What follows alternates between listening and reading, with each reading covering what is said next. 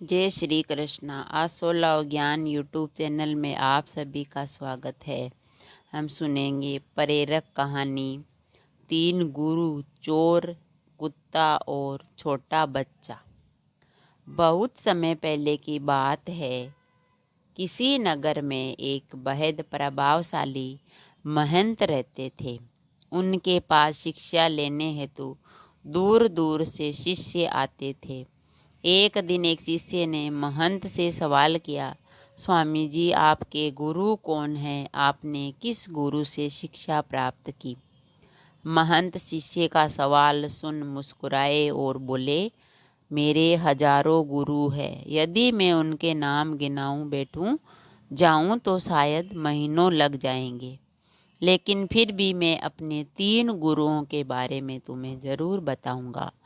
तो मेरा पहला गुरु था एक चोर। एक बार मैं रास्ता भटक गया था और जब दूर किसी गांव में पहुंचा तो बहुत देर हो गई।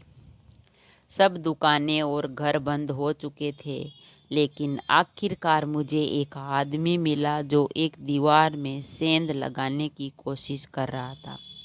मैंने उससे पूछा कि मैं कहाँ ठहर सकता हूँ, तो वह बोला कि आधी रात गए इस समय आपको कहीं कोई भी आसरा मिलना बहुत मुश्किल होगा, लेकिन आप चाहे तो मेरे साथ आज की रात ठहर सकते हो। मैं एक चोर हूँ और अगर एक चोर के साथ रहने में आपको कोई परेशानी नहीं होगी तो आप मेरे साथ रह सकते हैं। वह इतना प्यारा आदमी था कि मैं उसके साथ एक रात की जगह 1 महीने तक रह गया। वह हर रात मुझे कहता, मैं अपने काम पर जाता हूँ, आप आराम करो, प्रार्थना करो। जब वह काम से आता तो मैं उससे पूछता कि कुछ मिला तुम्हें? तो वह कहता कि आज तो कुछ नहीं मिला, पर अगर भगवान ने चाहा तो जल्द ही ज़रूर कुछ मिल जाएगा। वह कभी निराश और उदास नहीं होता था और हमेशा मस्त रहता। कुछ दिन बाद मैं उसका धन्यवाद करके वापस अपने घर आ गया। जब मुझे ध्यान करते हुए सालों साल बीत गए, कुछ भी नहीं हो रहा था, तो कई बार ऐसे क्षण आते थे कि मैं बिल्कुल हताश और निराश होकर साधना छोड़ देने की ठान लेता था। और तब अचानक मुझे उस चोर की याद आती जो रोज कहता कि भगवान ने चाहा तो जल्द ही कुछ ज़रूर मिलेगा, और इस तरह मैं हमेशा अपना ध्यान लगाता और साधना में लीन रहता। मेरा दूसरा गुरु था एक कुत्ता। एक बहुत गर्मी वाले दिन में कहीं जा रहा था और मैं बहुत प्यासा था और पानी के तलाश में घूम रहा था। सामने से एक कुत्ता दौड़ता हुआ आया। वह भी बहुत प्यासा था। पास की एक नदी थी।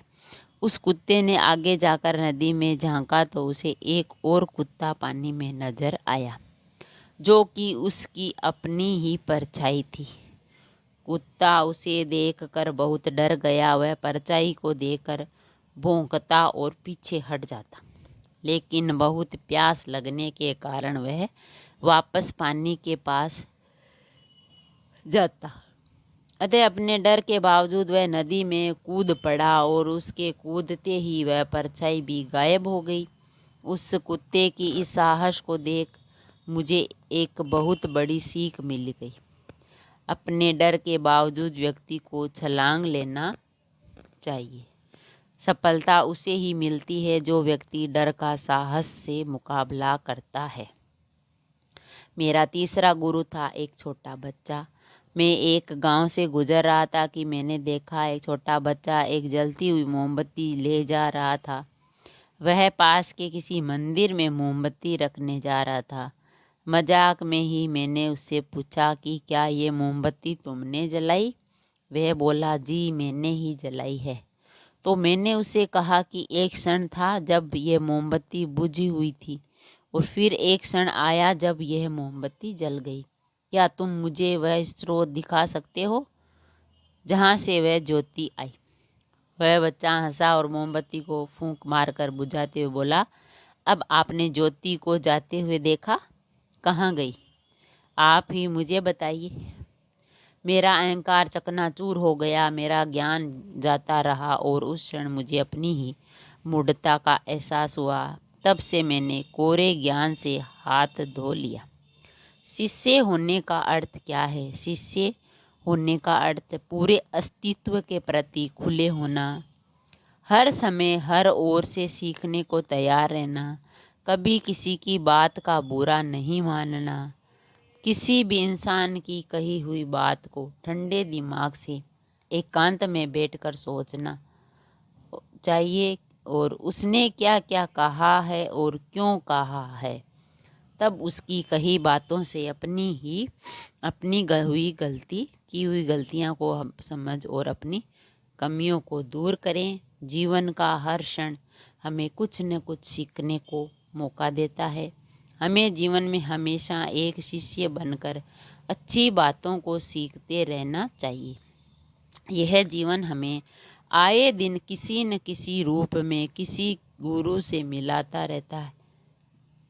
ये हम पर निर्भर करता है कि क्या हम उस महंत की तरह एक शिष्य बनकर उस गुरु से मिलने वाली शिक्षा को ग्रहण कर पा रहे हैं। तो फ्रेंड्स, हमने सुनी एक कहानी, प्रेरित कहानी, जो 3 गुरु, चोर, कुत्ता और छोटा बच्चा।